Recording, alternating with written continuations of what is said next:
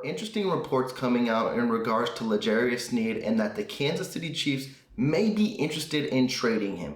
That comes as a shock to all Chiefs Kingdom. Now, before we do get in all of that, please be sure to subscribe to the channel and like this video, as I'm going to keep you up to date on anything Kansas City Chief related that you do not want to miss out on. And without further ado, let's have some fun. One thing's for sure about being a Kansas City Chiefs fan in the offseason, you're going to get interesting news. Whether you like it, whether you love it, you may even hate it. The Kansas City Chiefs will always find a way to make the rumor mill. And that's what happened today.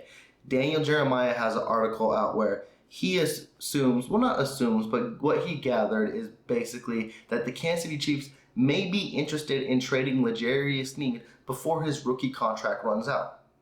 That gave a lot of Chiefs Kingdom pause.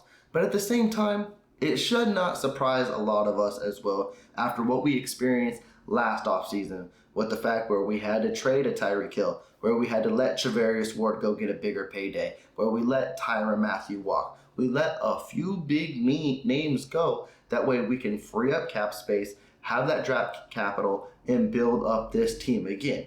Now, there is no argument that L'Jarius Sneed is a huge playmaker on this team.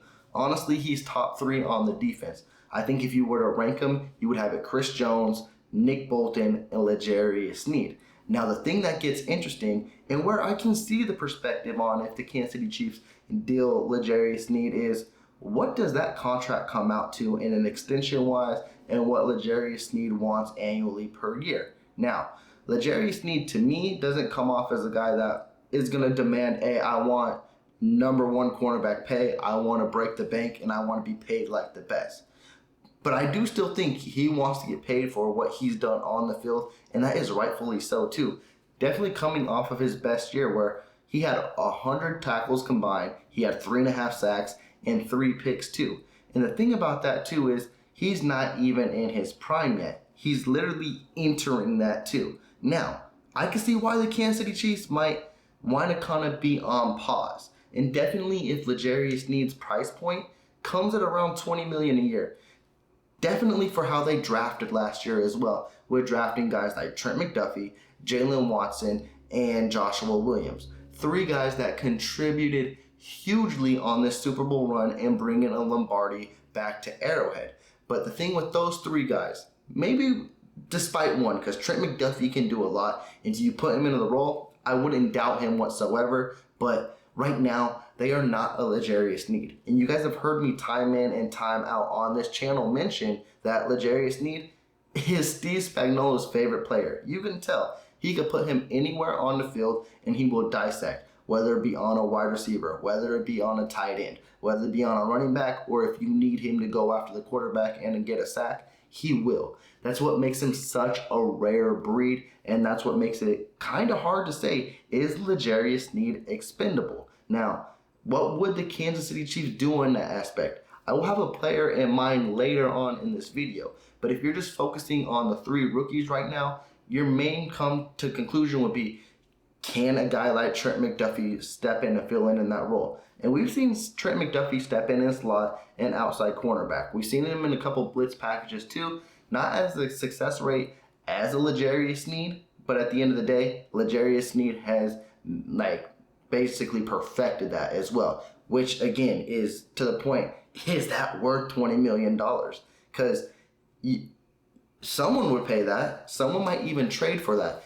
And also, another perspective you got to look in as well is, what is the trade value for a guy like L'Jarius Sneed? Is it a 2nd round pick?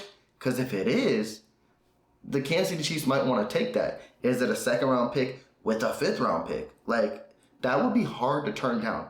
Specifically if you just look at it in draft capital in whole. Because L'Jarius Sneed was a 4th round pick. And the Kansas City Chiefs basically came up on their investment. Now you're going to hear a lot of Chiefs Kingdom also come out and say, well, what are the Kansas City Chiefs doing here? Because at some point, you do got to pay your good players. And I agree with you to an extent as well. But I would love to pay Sneed if it came to a $15 million range. Again, we're already trying to preach a year into the future because we didn't think we'd have to come to contract extensions. And the Kansas City Chiefs might be able to hammer something out. That way they don't have to worry about it next year. But if they're trying to basically dip their feet in the water to see where they are at next year, and it comes around $20 million a year, it's just like you're already going to pay Chris Jones probably $25 million a year off a contract extension. You got to pay a guy like Nick Bolton too, where his rookie contract is going to be coming up in the next couple of years too. What are you going to do there? You don't want to get rid of him. A lot of Chiefs Kingdom will be angry at that as well. I think your contract dispute is going to come down to a L'Jarius Sneed and a Willie Gay. Now, I definitely value a L'Jarius Sneed more than a Willie Gay, but at the same time, I wouldn't want to lose Willie Gay either because you can get him at a cheaper value, not at a high contract rate, and he's your most athletic linebacker that can fly all around the field, and you've seen it time in and time out. When he is healthy, he is your quarterback spy. He is your running back spy too. It's definitely a tricky dilemma on who you would want to keep between Gay and Sneed. I can see him keeping Gay for the fact that there's a lot of potential there as well, and you can secure him at a cheaper amount, where Brett Veach has proven that he has had success in the draft drafting cornerbacks. And this draft is no different to where it is loaded with cornerbacks. So if he's got to bring another guy in or two guys in, he will do that if it has to fill a void in. I think it's all going to come down to what L'Jarius Sneed wants to get paid, and we're going to find out soon enough. Do I believe he'll get traded? It never crossed my mind, honestly, but neither did Tyreek Hill last year. But now that it's up for discussion, I can see it. Like, if he's asking for high dollar signs, you just unfortunately can't pay everyone. So you're already clamoring you want Chris Jones to be extended. Everyone's going to say the same about Nick Bolton. It's going to be, what do you want with Willie Gay and what do you want with L'Jarius Sneed? And it's also going to be hard, too, if you pay three guys closer to $20 million a year, definitely when Nick Bolton gets his contract extension as well. I don't know the value of linebackers, so I might be stretching there a little bit, but I definitely think Nick Bolton will deserve a huge payday as well when that time comes. So it's going to be interesting to see, and definitely difficult to figure out too, because no cornerback, I mean there are some, but L'Jarius Sneed is like a cornerback, linebacker, safety, where he is just maneuvering all over the field, and that's what makes him so special. And that's why you can tell Spags loves him so much. I think it's going to be the same kind of situation where we heard with Brett Veach last year, where he had to make that uncomfortable talk with Andy Reid and basically say, hey, we might have to move on from Tyreek Hill because I don't know if it fits with our future plans and what he wants in his future money-wise. I can see Veach having that same conversation with Steve Spagnuolo being like, I know you love the dude. I know he's probably your favorite player, but we will make it work and we will see how it shakes out. We just have to see what route L'Jarius Sneed wants to go in. It is going to be very, very interesting to see how it all breaks down, but it's definitely now something Chiefs Kingdom got their eyes peeled on with L'Jarius Sneed. Now it's funny, when a story like this breaks, when a big trade rumor happens, my mind gets twirling and I go in every direction to see what the Kansas City Chiefs can do next, whether it be extending L'Jarius Sneed or life without L'Jarius Sneed. Let's just picture life without L'Jarius Sneed and say the Kansas City Chiefs want to go in that direction. How would it be, and do the Kansas City Chiefs have the replacement already on the roster? And I was thinking, like I mentioned, could it be Trent McDuffie? I don't believe it's Joshua Williams or Jalen Watson. I believe those are outside cornerbacks. Trent McDuffie, he can move around the field and he can do special things, so maybe he can be groomed into that role. But then I started digging a little more deeper, and I actually came to the conclusion, which started making a lot more sense, and maybe Brett Veach was already, like, not preaching, but looking more into this during the draft of last year when they drafted Brian Cook. In my head, when we drafted Brian Cook, I was like, maybe we're going to play more 3 safety sets, which is what we kind of did do, but also maybe he's the replacement for Juan Thornhill.